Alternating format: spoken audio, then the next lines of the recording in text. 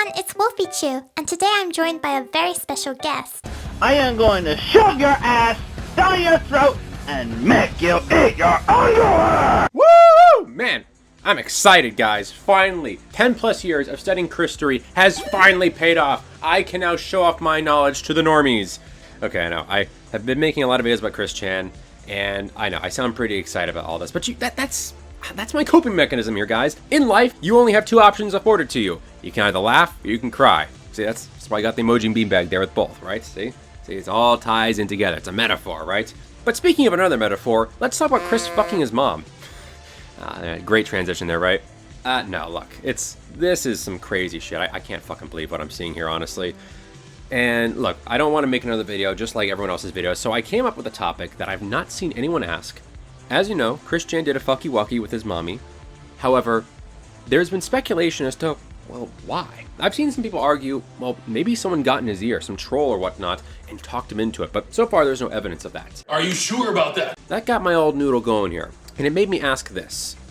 Would chrischan have fucked his mom regardless of the trolling he's had? And mind you, folks, this is a guy who's been trolled for the better part of about 15 years at this point. It has undoubtedly had a huge effect on him.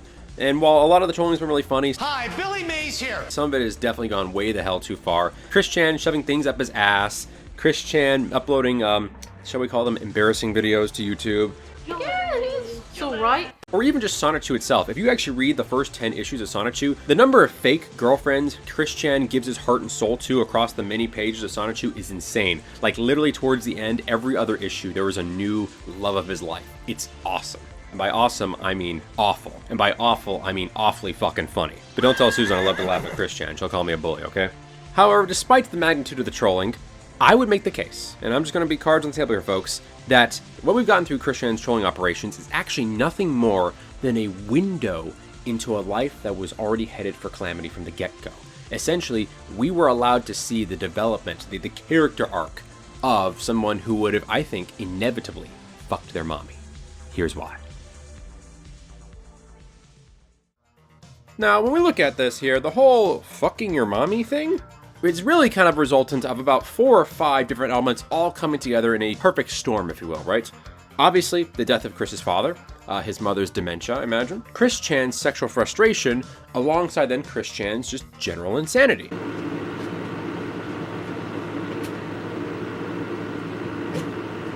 Hey, stop flopping around. Do it right. Do it surely.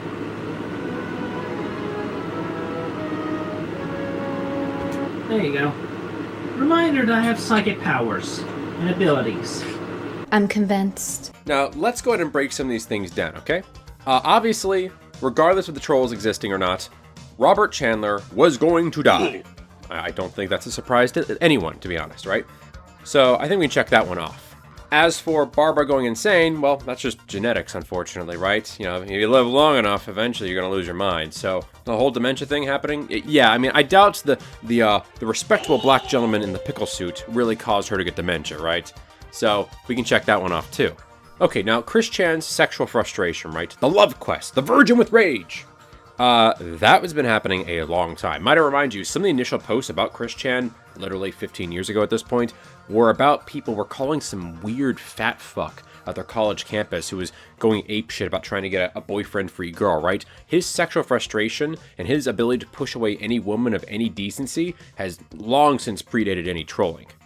It's been exacerbated by the trolls. I'm looking at you, Billy Mays. Actually, that really does date it, doesn't it? I mean, Billy Mays was actually alive back when chrischan was actually getting trolled initially. Holy fuck.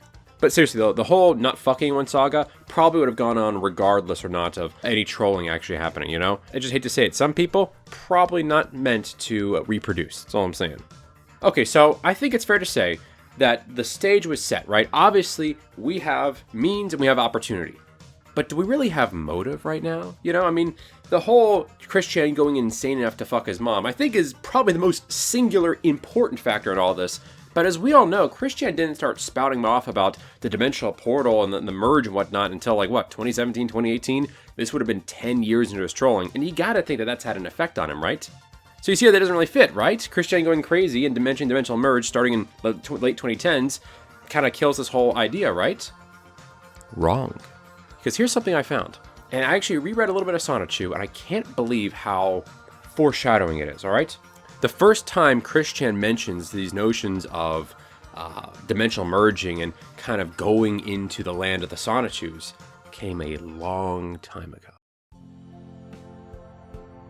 Sonichu Issue 6, specifically Episode 12.5, One Lucky Dog. A seemingly innocuous and pretty unimportant issue of Sonichu. This is probably the most important episode in all of Sonichu because it really shows how even at this time, this was in 2006, long before he got any audience, long before he got any trolls, he was writing this. Check it out. Now, for those who don't know, chrischan had a dog named Patty. Now, Patty in 2006, she was kind of an older dog and she basically died, right? However, that's not what happened in the comic. In the comic, Patty dies and she is brought back to life as Patty Chan, right? Chan being short for Chandler, of course. So what Chris did was he took some pictures and he actually put Patty over the real life pictures and then being teleported to the Sonichu world. Now, if you know your chrischan lore, you immediately recognize where this is going, what happened here. So for those who don't know, as part of chrischan's insanity, he believes that when we die, we go and are reincarnated into the Sonichu universe as a Sonichu.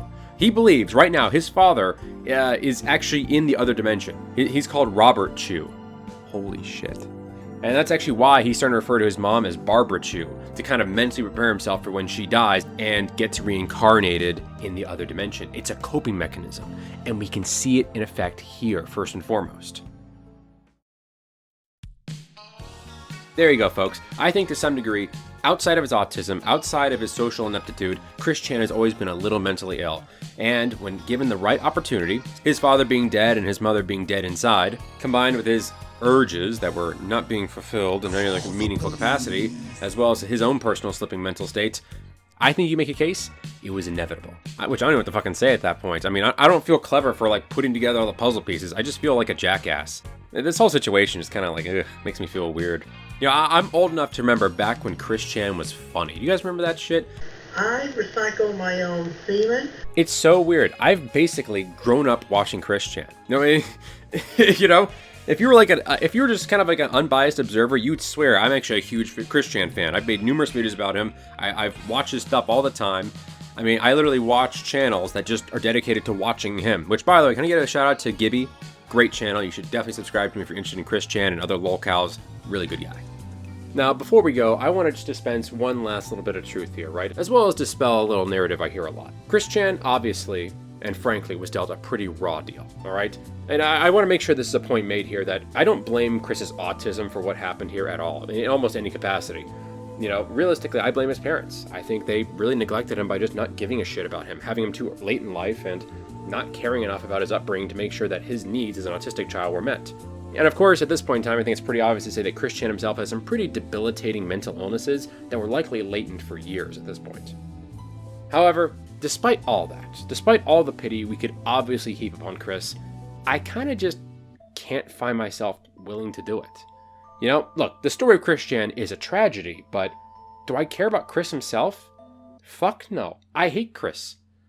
I legitimately think he's a bad fucking person. Like, yes, obviously he has problems. Yes, people treat him like shit. Yes, he probably has some difficulty telling the difference between what to do and what not to do in certain situations, but he has morality. You look at the things he says, you look at how he acts, he clearly knows right from wrong. He's not that broken as a human.